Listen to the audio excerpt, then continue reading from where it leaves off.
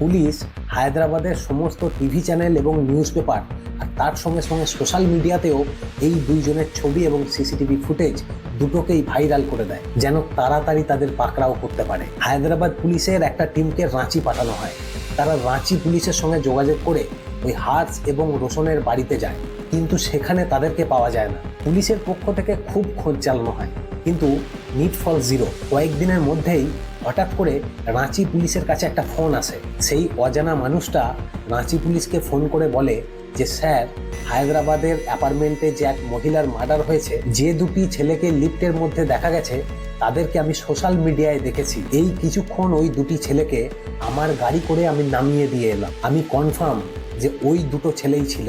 এই কথা শোনা মাত্র রাঁচি পুলিশ হায়দ্রাবাদ পুলিশের সঙ্গে যোগাযোগ করে। যেহেতু আগেরবার হার্স এবং রোশনের বাড়িতে হায়দ্রাবাদ পুলিশ রাঁচি পুলিশকে সঙ্গে নিয়েই যায়, তাই রাঁচি পুলিশ গোটা ব্যাপারটা জানতো। রাঁচি পুলিশ ট্যাক্সি ড্রাইভারকে বলে, পুরো ব্যাপারটা ডিটেলসে বলো, ওদের তুমি কোথায় তুলেছিলে আর কোথায় নামিয়েছো। সমস্ত কথা শোনার পর রাঁচি পুলিশের একটা টিম যত তাড়াতাড়ি সম্ভব হার্স এবং রোশনকে গ্রেপ্তার করে। জানা যায় ওই মার্ডার করার পর তারা বাড়ি ফেরেনি। হায়দ্রাবাদ থেকে পালিয়ে আসার পর রোশনের এক ভাইয়ের বাড়িতে গিয়েছিল।